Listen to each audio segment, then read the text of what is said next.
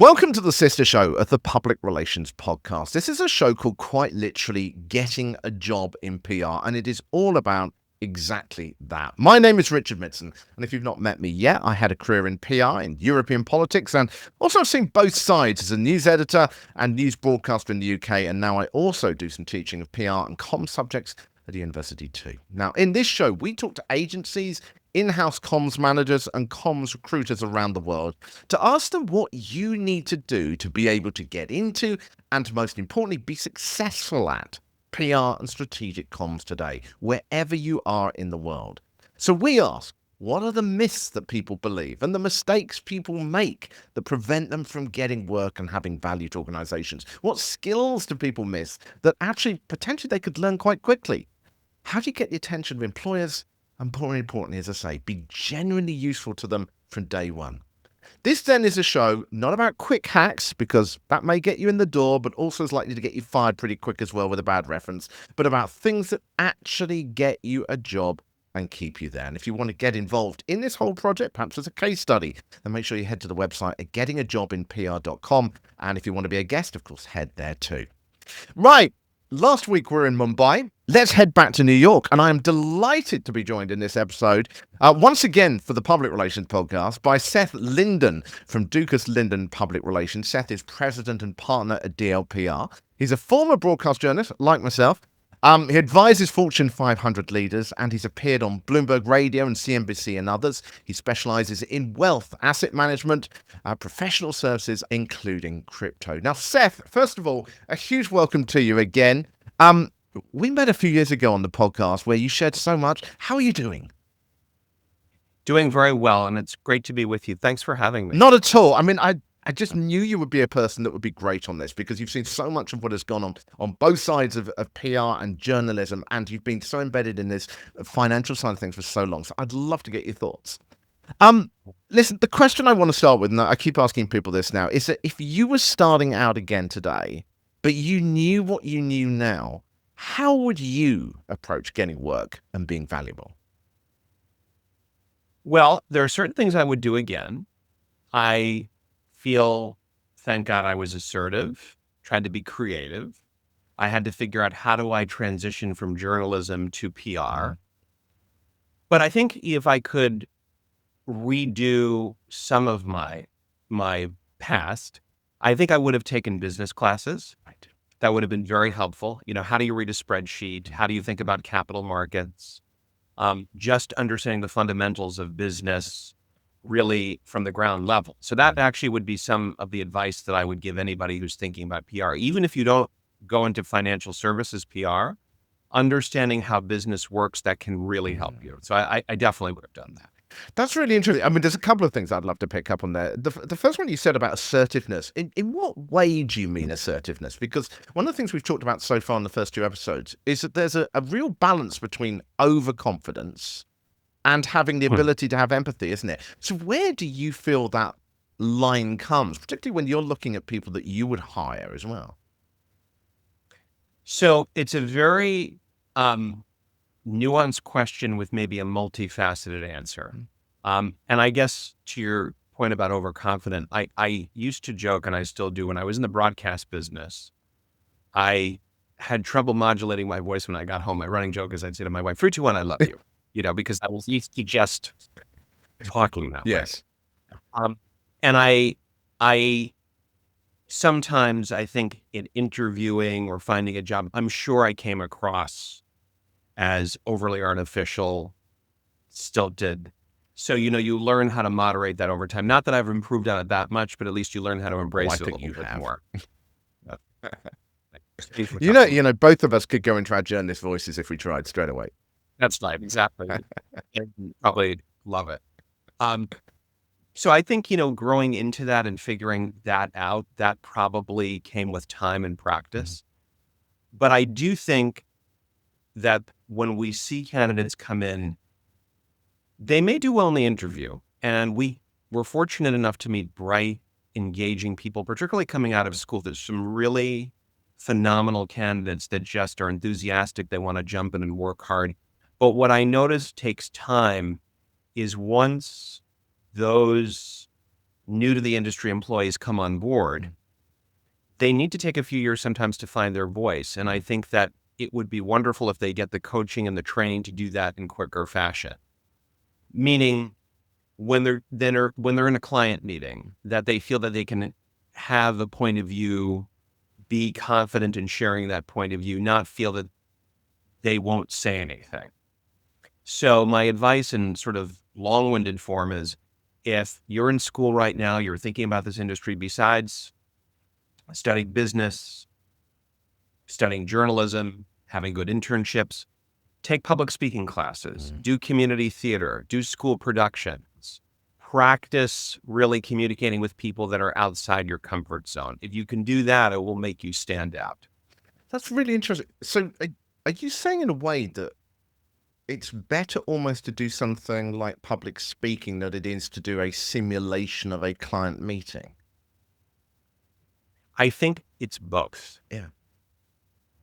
In other words, the more you practice, and we still do this to this day, I know for myself, if I do a warm up before a client meeting, we really practice what are the questions, what are the nuances in the room. That's just going to make all of us better.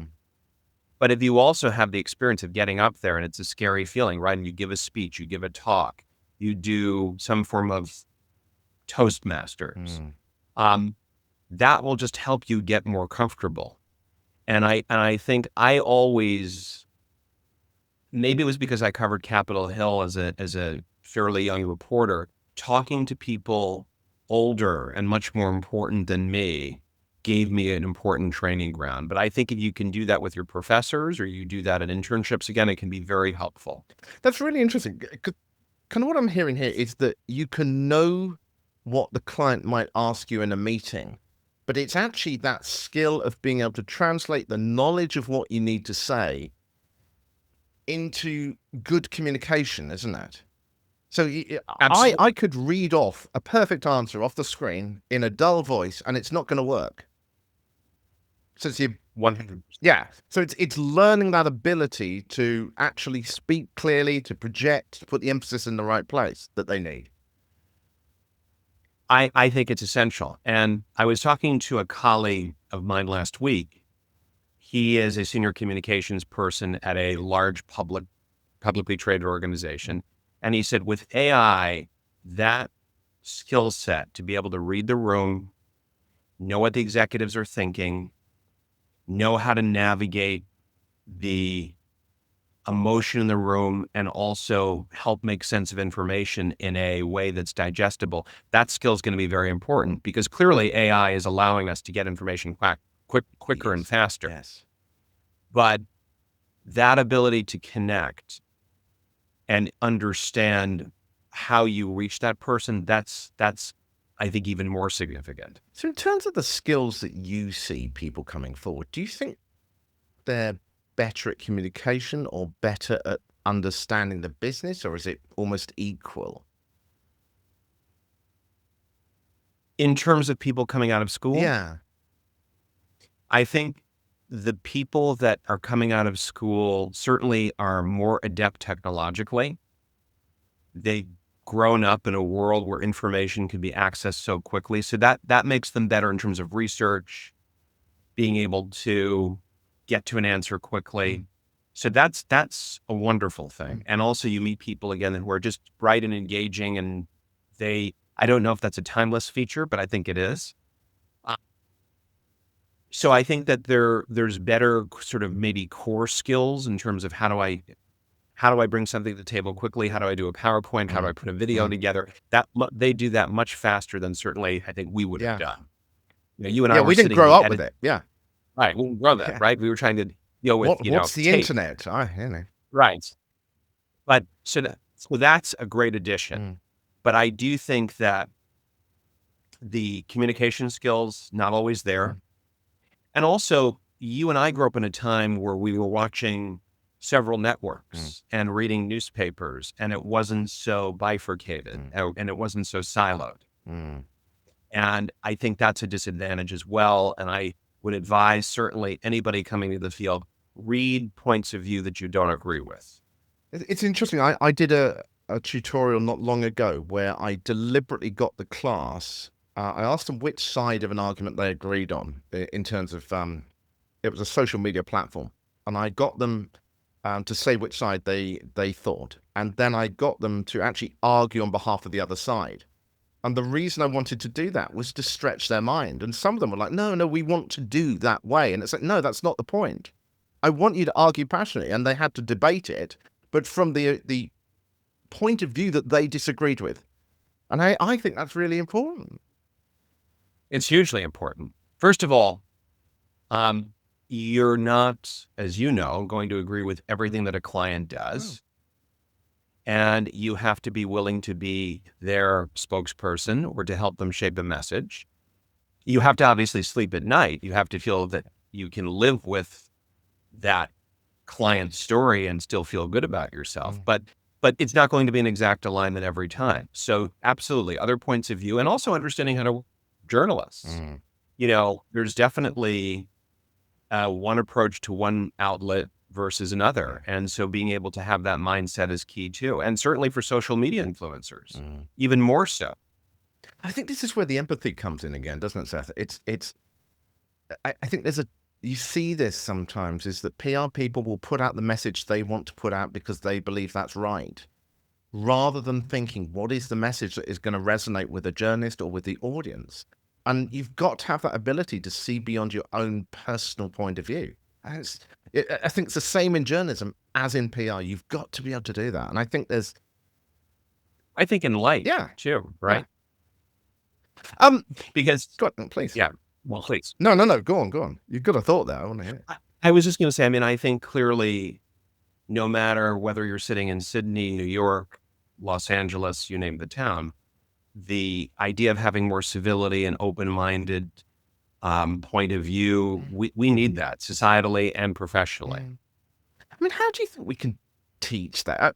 One of my concerns with AI is that I think people are starting to get a bit too lazy, to be honest. They can get an answer from AI that sounds good. And I've talked about this in the other episodes as well. How do we get people to kind of get excited about having another point of view, do you think?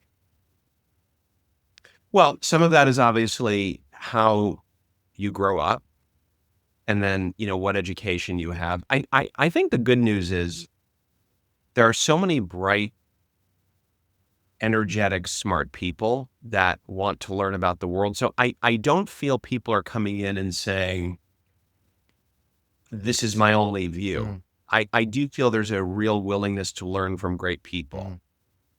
So I'm still optimistic about that, very much so. But I think it's a question of what gives you that open view. So how much are you reading? What are you listening to?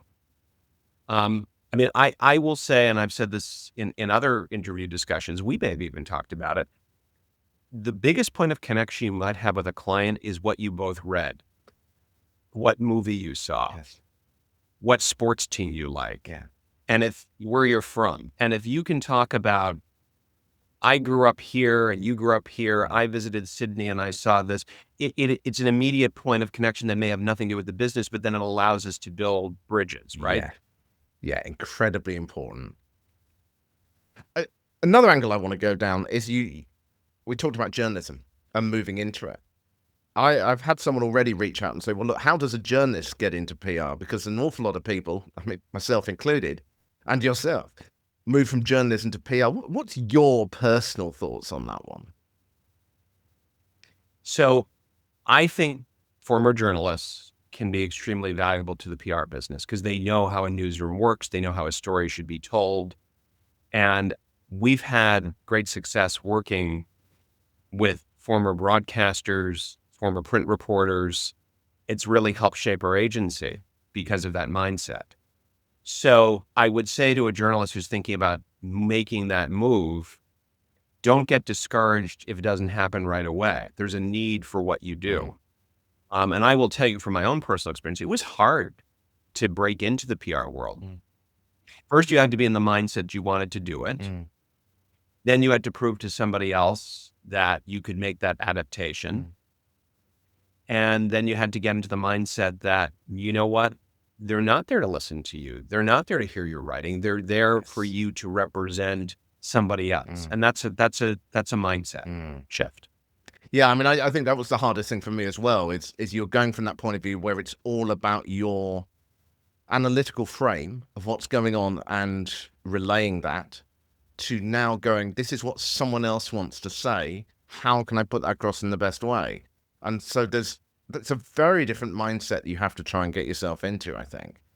I mean, would you say Yes. that's the core thing that you need to practice almost?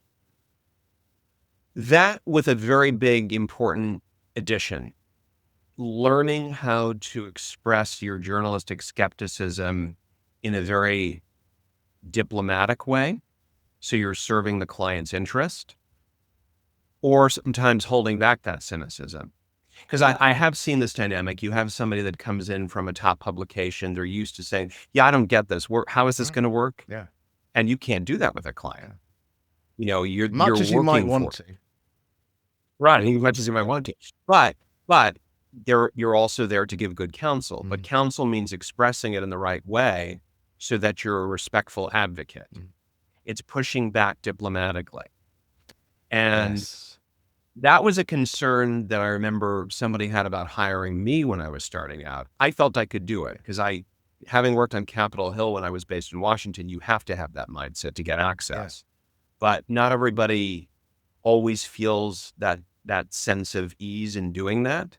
But I think that's essential. So if a journalist is going to make the transition, you have to be that diplomatic skeptic, but not the same journalistic skeptic. That's really interesting. So the skill you're saying is it's have the same skepticism, but learn how to translate that into influential language rather than just being blunt. Because we know what newsrooms, well, if you've worked in a newsroom, you know what they're like. There's no mincing of words. You get on with it.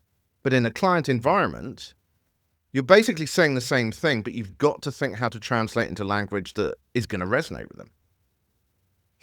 And I think it's also the other nuance is being maybe less judgmental about it, because, you know, there's an eye roll tendency, right? If somebody says, we care about our clients, we want to share that story. You're thinking, well, that's not a story. But then with time, you look at it and you say, but you know what? This person built this business. They're an entrepreneur, became a large company. They legitimately feel that way. Now, sometimes they don't. And that's where the skepticism comes back in. But if you look at it through that lens, sometimes it is different. It doesn't mean it's going to make it a story, but you at least understand where the sentiment is coming from.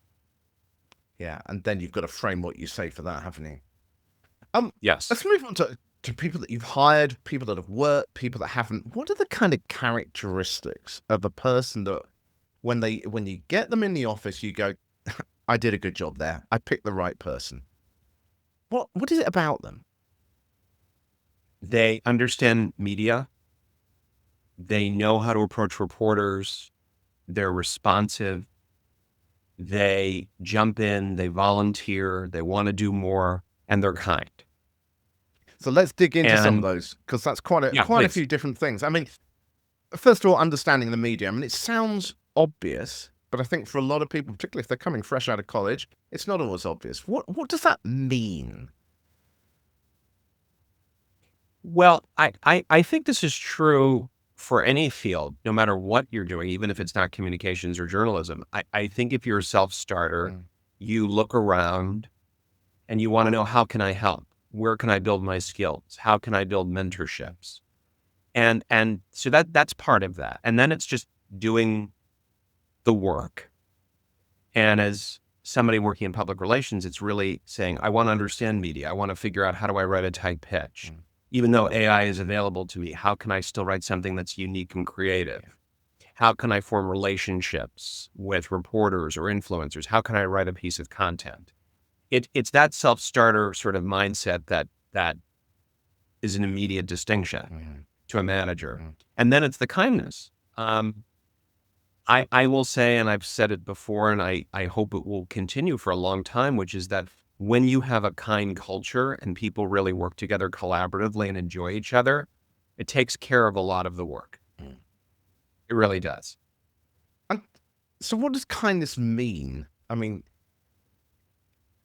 you know, I think of journalism environments, and I've worked in, I don't know how many newsrooms, but certainly the best newsrooms I've worked in are ones where you could laugh while doing the most serious, high-pressured work because I've never been in the military, but I imagine it's that same thing. It's that when your back's against the wall and you just naturally pull together as a team, those are the people you want to be working with.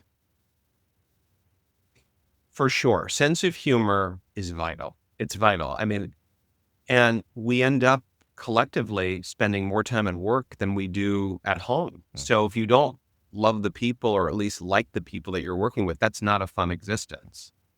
So if you can have a shared sense of humor, but also a sense of values, where you support each other. I mean, yes, everybody wants to work on their own career, and you have to think about compensation and opportunities. That comes with the territory. But if you genuinely just feel good about each other, and it's not always feeling competitive, that's a much better place to be in. So, oh no, please. no, please, you. I think that it's really about feeling that if you're not always worried about what credit you're going to get, and more about how do we build together, you can work hard and get credit and still be a team member. I had a colleague, he cynically joked, there's no I in team, but the word me is still in team if you reverse the letters. And it has to go beyond the cliche. You really have to feel it like you work together, you support each other. Yeah. So let's look at it the other side. Who are the people that come in that it's not there? I mean, what are those sort of warning signs from your point of view? What are the things that people should have prepared for? Maybe they blagged their way into the office, they said the right thing in the interview, and they got in, and then you're like, this just isn't working. What are those problems? One is somebody is not proactive. They come in and they're waiting to be given an assignment, as opposed to coming with ideas. That's usually one point. We're in a business where we have to be creative, and we're working with multiple clients. It doesn't mean the idea always has to be right, but you're stepping up. The other is, and it usually comes before the interview the process is done. I have to say, we get it right pretty consistently. We have long tenure here. But when somebody comes into an interview and they don't know about our clients or about our agency. Yeah. Others have said this too. Yeah. If you haven't even bothered to read the website or understand the clients or have an interest in that industry, why are you here? Yes. I mean, in today's world, there's no reason why you can't have a sense of what a company does before you walk in. So doing your homework. If you're not doing your homework, that's a red flag. The other is also a sense of humility. I once asked somebody, I remember, is there anything, what would you like to change about the way that you work? Where would you like to improve? And the person said, no, I think I'm good. I've got everything. And that to me was a red flag, because we all need to improve constantly. Yes. That's interesting. Do you find there are, without giving away your interview questions, because we don't want to do that, but do you find there are things that trigger the wrong responses in people that if they just prepared better, they could have answered that? And the not knowing our clients is in the main work. thing. Yeah. And I'm also sometimes surprised by a lack of knowledge of media, or somebody hasn't read a book in a long time. It's not that, we're not running a doctoral program in English literature. It doesn't mean that has to be something that is, highly specific. I mean, it could be, there's a mystery novel you read, and here's why you liked it, and here's how it influences your thinking. But there should be something there, some creative good sense. Yeah. So it's interesting when going back to this kind of appreciation of media.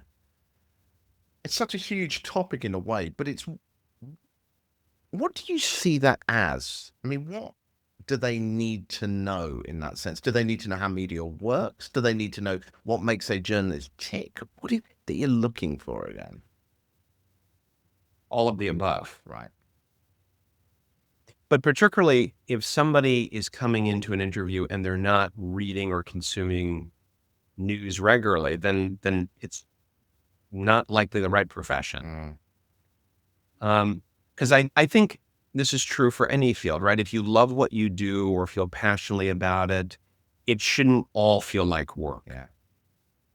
Yeah. I mean, I still love seeing a great story, Mm. and I know you do too. And if you just don't you pay attention to the news, not the right industry. Yeah. That's true. Not in financial services. We're too tied to the news cycle. Yeah. Yeah. If you're not fascinated by it, if it's not almost a lifestyle thing that you're doing before you even apply. What about people who are the right personality for your kind of work? And we talked about confidence at the beginning. And one of the discussions we've had so far on the show is about people that are maybe coming out of college who are just that kind of person that is a PRE type person, or someone that's maybe spent 20 years doing something completely different, but they have specialist knowledge. It's a very different type of person that's maybe coming forward from that. What kind of person do you need to be? If you're thinking to yourself, maybe I should try PR, what kind of criteria would you give yourself to check whether you could be the right person?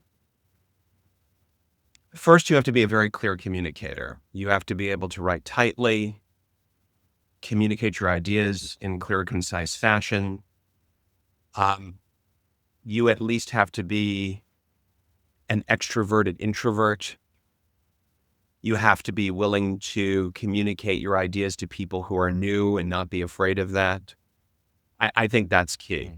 Now, obviously, there are different roles. There are organizations where maybe you're doing content full time and you don't need to engage as much.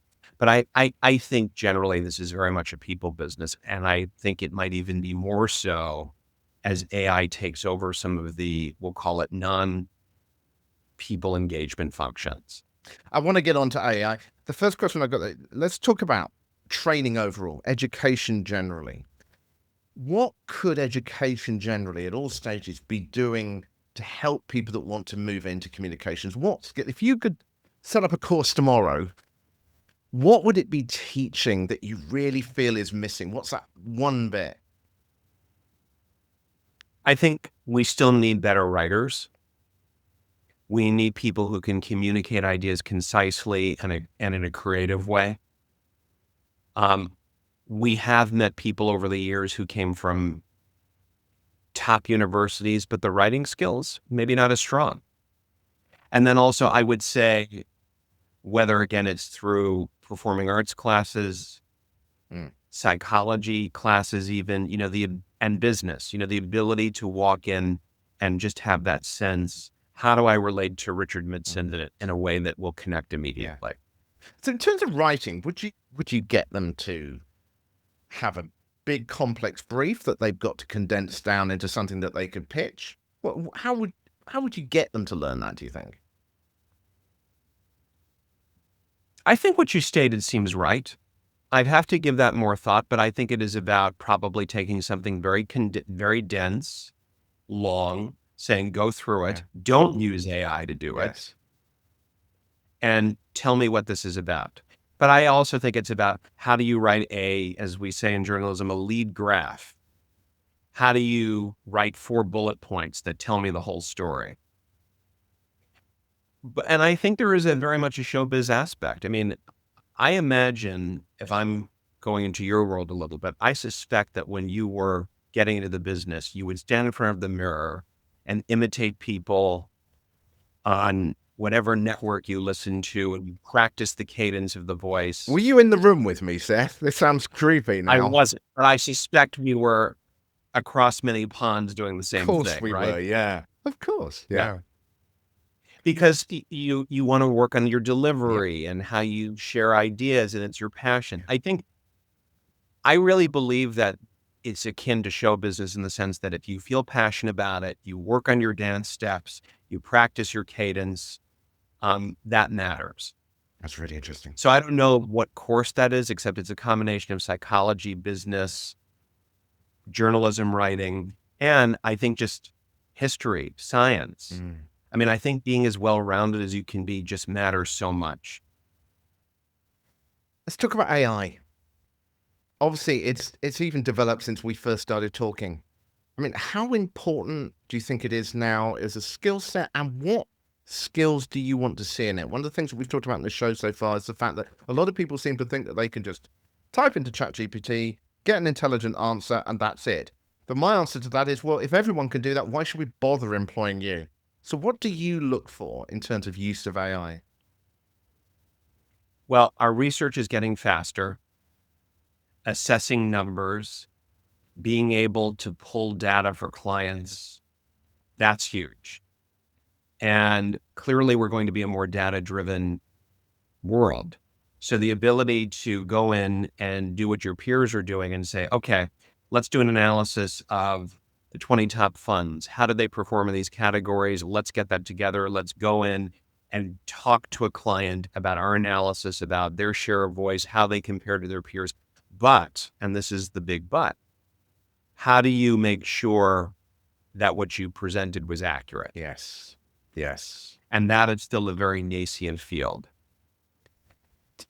It's also an interesting your take on this is when I'm marking essays, you can tell when something's written by AI because it's fairly generic and fairly straight and down the line. It's kind of what you expect.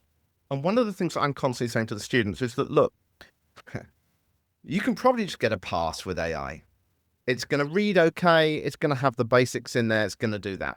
But there is no way you're going to get higher until I start to see something which is genuinely insightful for you. And that means something that is slightly different, that stands out, that questions, that is a new take on something. And AI is just not good at that. And I personally feel that that is the thing that people have got to be more, when they're using AI, yeah, for sure, use it. But then take it to the next level. Be critical of its answers. Like we used to do with press releases. Critique what the AI is doing. Don't just take it at face value. Actually critique it and say, how can I make that better with my own head? Yes. That's what you're looking for as well. Yes, it's the ability to take the data, humanize it, and then be creative with it. And one of my fears would be, and I don't think that fear is realized yet, where people no longer think about how do I follow that creative or human element. Yes. We're not there yet, but that would be the danger. But you're right. That is kind of the scary bit, isn't it? Is that as we get too reliant on it, do we lose the skill to think beyond that? Whereas we had to in the past. We had no choice. We had no choice. See, I don't, even virtual, right? We've come to a point where we can have a phenomenal conversation like this that we wouldn't have been able to have with full clarity of picture and sound 7 years ago. So that's that we're left with that, which is great. But people still want to be in an office. They want to communicate on a human level. They want to have social events. So I kind of think, maybe I'm wrong, but AI will fall somewhere in there where we're going to have more data. We are going to have more robotic elements, but I don't think humans are going away, and it'll probably amplify the need to have the natural ability to make somebody laugh, to make somebody cry, to make somebody feel. I feel that society craves that. That's very philosophical, but that's my feeling. Yeah, we've got to. I mean, I think the edge is always going to be there, isn't it? But it does worry me the way that people turn to AI too quickly now, I think. And we've got to keep teaching the ability to critique. I think that's essential. To think even more, I would say. Yeah. To be a critical thinker. Yes. Yeah. Critical practitioner is the phrase I keep at the moment. Someone that can do the job, but can actually critique themselves as they're doing it. Yes.